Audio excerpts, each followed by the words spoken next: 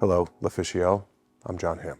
Well, I think Your Friends and Neighbors it's an exciting new show. It sort of takes place in contemporary times, which is fun. There is an element of suspense to it for sure. It's darkly funny, which I like. It's a world I like to play in, but it kind of talks about the conspicuous consumption and wealth of the current era that we're living in, and how quiet luxury sometimes is not so quiet. So I think my character, Andrew Cooper, we call him Coop in the show, I think he's at the mercy of some decisions that weren't made by him, and he's also making some decisions that aren't exactly the best decisions, which I think people can sometimes relate to when you're stuck in a situation that is not of your own making.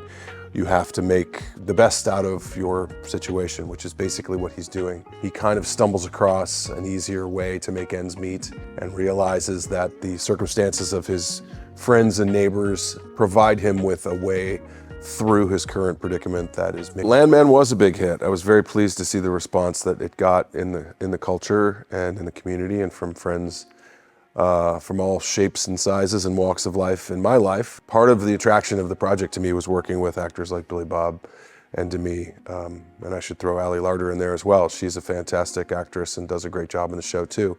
I think there's something very real and contemporary in all of Taylor Sheridan's works. I think that's the reason that he's got 6 or 7 hit shows on the air right now. And I was happy to get a chance to play in his playground and establish the first season and the world of West Texas oil men with Landman. It was a very fun opportunity. The show again has a pretty unique perspective on the oil industry and oil and gas, how they relate to our day-to-day operations as human beings. So I think that was a pretty unique look on that, and from a dramatic standpoint, clearly resonates with folks. You know, I'm fortunate enough to have gotten to work kind of on both sides of the comedy-drama aisle, and have gotten to work on things that are kind of comedically suspenseful or murder mysteries or what have you. So I'm a fortunate guy in my career. I've gotten a chance to work on a lot of different genres. I don't think I can't really point to one that I seem to be missing, other than really kind of straight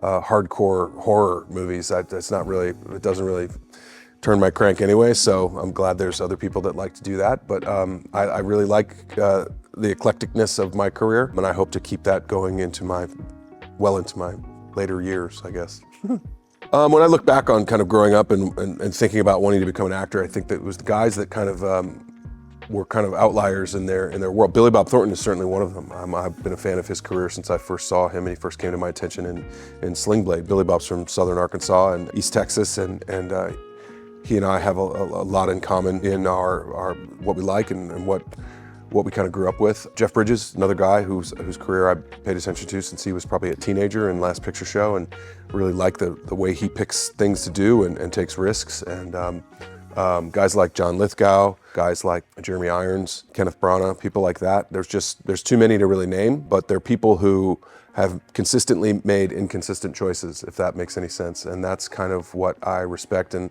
what I like about being an actor is that I don't have to do the same thing over and over and over again. If I wanted to do that, I could probably pick a factory job to do, and I'm fortunate enough to get to do something different every time I go out there and try it.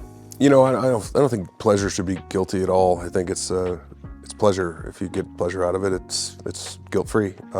So yeah, my wife really likes the Bravo franchises, which I now like also. So I sort of proudly lean into that and understand that it is what it is. There's a lot of things like that fill up a space in our culture and our viewing habits that are maybe meant to be passively consumed, but I don't really make them a big part of my life, but I enjoy them when they're there. I wish I could pull off a cowboy hat and a shearling jacket like Roy Tillman in my day-to-day, but it would look a little costumey on me here in LA. As much as I wish I could dress like Don Draper every day, it also might look a little overdone. This is kind of my day-to-day, jeans and t-shirts and something to keep me warm. I've been very fortunate to work with some tremendous costume designers who've established some pretty cool and lasting looks from the characters that I played. So, but I'm usually pretty happy to leave those in the trailer when I'm done and get into something a little more comfortable when I walk around day to day.